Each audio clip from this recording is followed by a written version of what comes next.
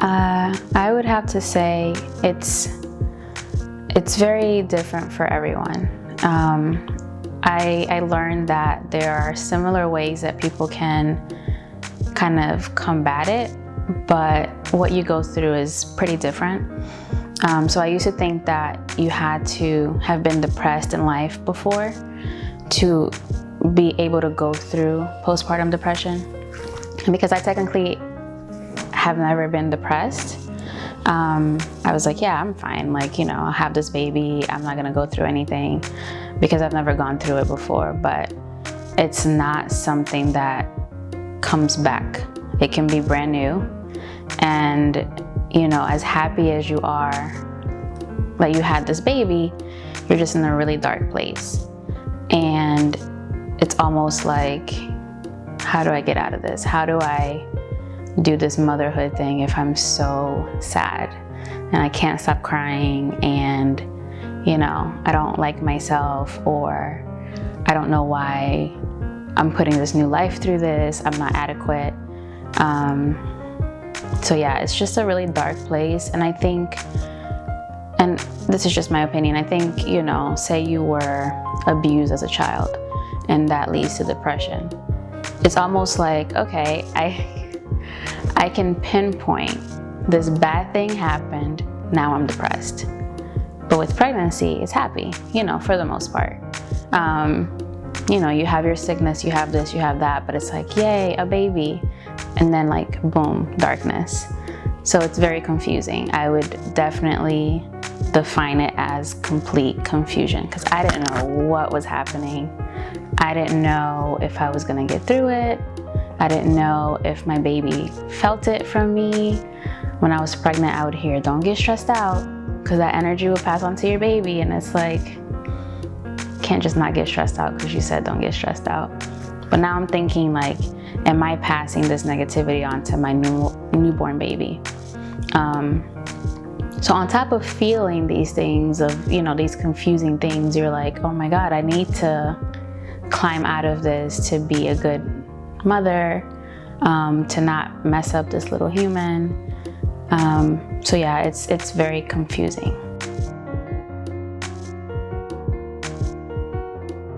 I think that also leads to that gives into like the confusion, because it's almost like I felt like I was being a brat. Like, what do I have to be upset about? When I was about like 8 months pregnant, my friend told me her husband's in the Navy, and she made friends with another like Navy wife. And the husband, it was her first child, no family where they're stationed. And the husband was deployed and they would not let him come for the birth. She literally had the baby by herself. And when she told me that, I was like, oh my God, telling Gerald, like, you better be there. I don't care what's, he's like, it was never a question. And I mean, he was involved every single step of the way, before, during, after. And I definitely felt very lonely when I got home and he had to work, but it's like, you have to work. So I had these like two sides playing in my head, like, how could he leave me? And it's like, well, do you want to eat? So it was just it was so much happening. And like, I'm not a crier. I would maybe cry like a couple times a year. Like, nothing really gets me to that point. And I was crying every single day. And I could tell he was really scared because he's never seen me like that. So definitely it gave me a little bit of guilt, because I felt like I would think about, I feel like we're conditioned to think, oh, there are kids who don't have enough to eat, you need to be grateful. And it's almost like you're not warranted the right to feel things because other people are less fortunate. So that's kind of what was going through my head, like, that girl had the baby all by herself. If she had postpartum depression, that was on her to deal with, because you can't even call your husband. And I had mine there. If he wasn't working, he was right next to me. If he's home, I don't change diapers. I don't do anything. I take care of myself, and he takes care of the baby. So it's like, not a lot of women have that. Why am I crying? So I felt really guilty. I felt really spoiled. And then I felt mad for feeling those things. because on the other side, there's a lot of people, you know, who promote the idea that, you know, moms should get the chance to feel these things. You know, you're only human. So I battled a lot with like, is it okay to just go through this? Or am I just being a brat because there's nothing wrong? And I kept telling myself, there's nothing wrong. I'm just crazy, there's nothing wrong. But there is something very wrong. So, interesting times.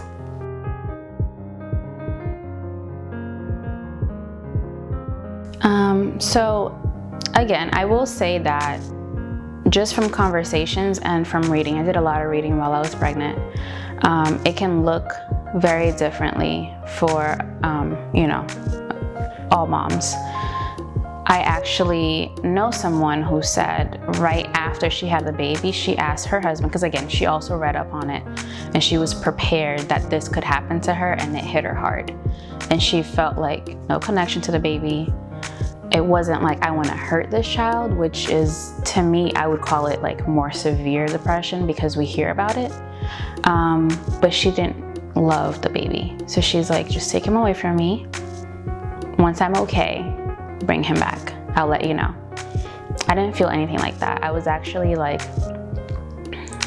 whenever I would get into this dark place, I mean, I was in my room with blinds closed, no light on. I would just wait for my baby to wake up, because then I felt like I wasn't by myself anymore. So I didn't feel any type of distance from him, any type of like hate or anything. My love for him was, I mean, instant. But I do understand that some moms do go through that, and they go through that very hard. And I can't even imagine, you know, what follows, you know, knowing that you didn't connect with your baby right away, or you didn't love your baby right away. I would imagine that coming back from that is a lot harder than what I went through. I was just really, really sad, but happy that I had my baby. So I feel fortunate for that.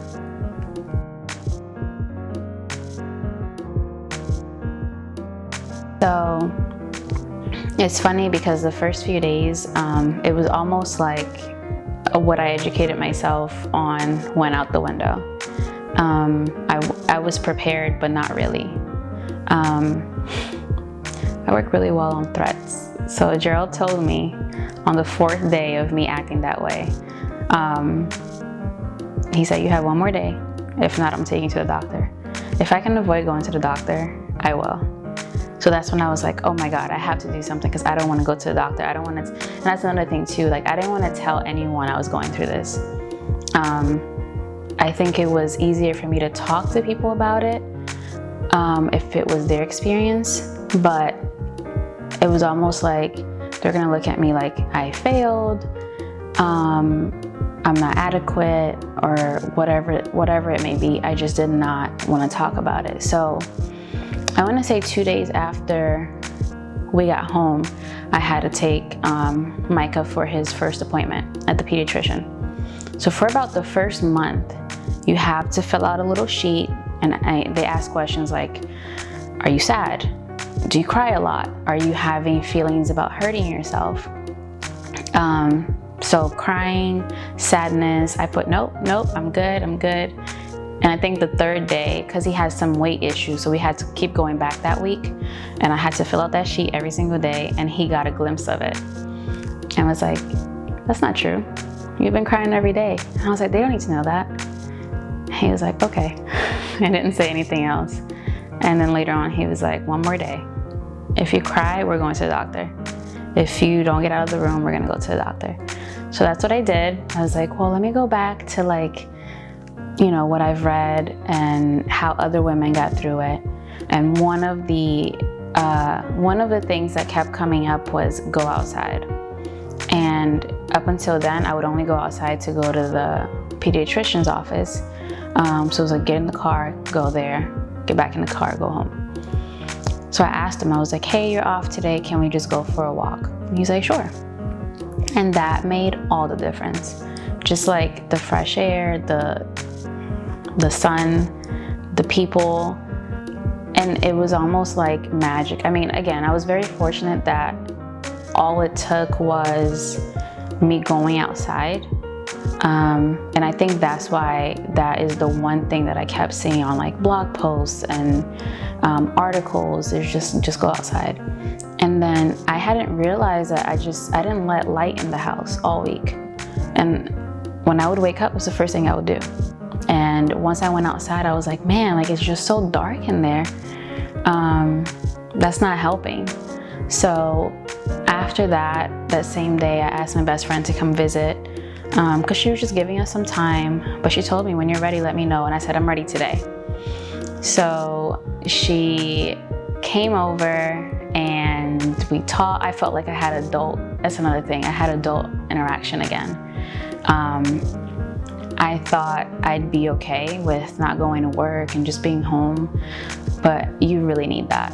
So even if it's just a friend coming over, I started going to like Starbucks with the baby. He would just sleep, I would just work on the computer. I think that getting back to your old self while being a mom is important.